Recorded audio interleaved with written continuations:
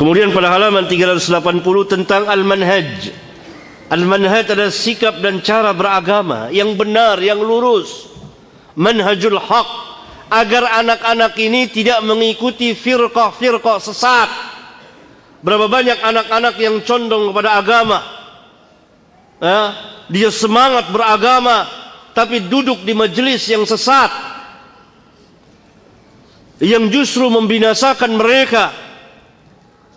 Lihat yang mengajarkan tentang jihad sana, jihad sini tanpa ilmu, ngebom sana, ngebom sini. Itu anak-anak muda, tapi sesat mereka dalam beragama. Maka kita ajarkan anak kita manhaj agar mereka di dalam beragama tidak tersesat. Ada bom bunuh diri berapa banyak? Itu kan dilakukan oleh para pemuda. Bahkan ada yang usianya sangat muda sekali, belasan tahun. Atas nama apa? Atas nama agama.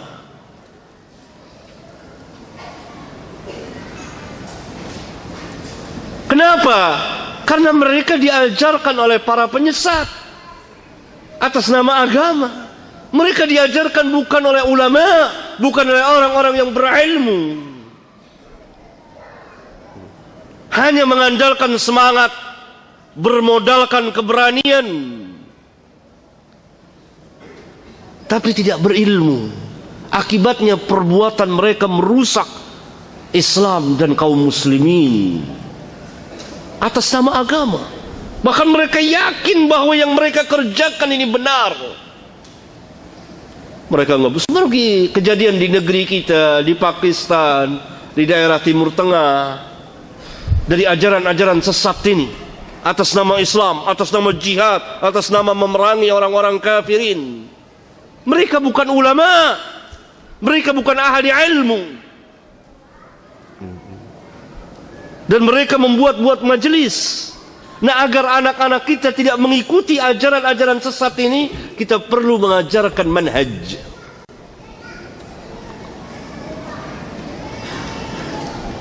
Saya telah menulis sebuah kitab tentang masalah manhaj, itu Lau kana khairan lasabaquna ilaihi. Barangkali kalau memungkinkan kita bahas di masjid ini, kalau mungkin, insyaallah ta'ala, supaya anak-anak kita dan kita tidak tersesat dalam beragama,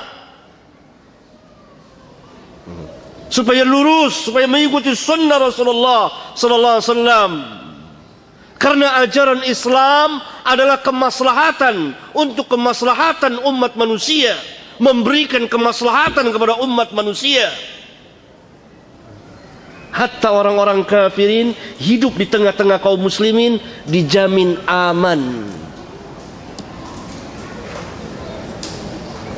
Bagaimana mungkin Islam mengajarkan perusakan tanpa hak, membunuh tanpa hak, menumpahkan darah tanpa hak, merusak bangunan dan jalanan, sedangkan sebuah duri yang ada di jalanan kita singkirkan merupakan bagian dari keimanan.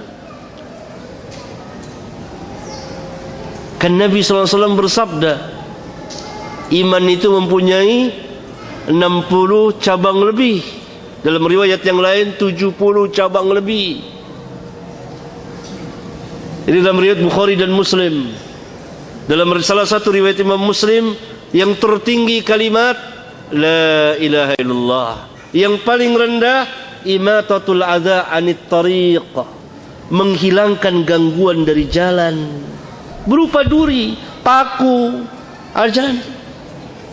Lihat, bagaimana mungkin Islam mengajarkan perusakan kalau sebuah paku yang ada di jalan diperintah untuk kita singkirkan agar tidak terkena manusia yang jalan di jalanan tersebut.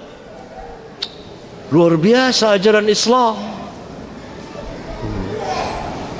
Nah, agar lurus ini kita belajar manhaj.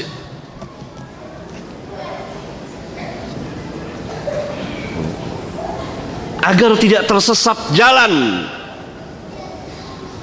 Karena ketika terjadi kebangkitan kembali kepada agama, berbagai manusia kembali kepada agama, akhirnya sebagiannya tersesat di dalam memahami kemudian mengamalkan, kemudian mendakwakan agama, maka terjadilah apa yang telah terjadi pada sebagian dari kita. Disebabkan apa? Kesesatan di dalam memahami din. Atas nama apa? Atas nama Islam. Dan hal ini diambil kesempatan oleh musuh-musuh Islam untuk merusak Islam. Bahkan mungkin mereka menyamar jadi kaum muslimin. Akhirnya Islam yang merusak akibat perbuatan sebagian dari kaum muslimin, kemudian diambil alih oleh musuh-musuh Islam atas nama Islam, membuat kerusakan di mana-mana. Karena telah diperbuat pertama kali oleh, atau telah diberikan contoh oleh sebagian kaum muslimin, atau dilakukan oleh sebagian kecil kaum muslimin. Karena itu Islam bersama para ulama'nya berlepas diri dari perbuatan-perbuatan yang seperti itu. Nah, pemuda-pemuda ini belajar agama dari orang-orang yang tidak mengerti agama. Saya punya pengalaman tersendiri. Panjang cerita saya mengenai masalah ini. Pemuda-pemuda itu keras sekali. Mereka mengkafirkan sana, mengkafirkan sini. Atas nama Islam, atas nama jihad. Semangat. Mereka sholat, mereka ahli ibadah. Tapi bodoh. Semangat, tapi jahil. Berani, tapi tersesat jalannya. Belajar, tetapi kepada orang-orang yang jahil, bukan ulama. Mereka membaca ayat-ayat Al-Quran dari awal sampai akhir, tapi ayat-ayat itu tidak sampai melewati tenggorokan mereka, hanya sampai mulut saja. Mereka pahami sendiri. Ini akibat tidak adanya pelajaran manhaj. Karena itu sejak lama, sejak saya tulis kitab ini, saya menganjurkan kepada beberapa sekolah atau katakanlah pesantren untuk ada kurikulum khusus tentang pelurusan cara pemahaman agama atau manhaj itu sendiri.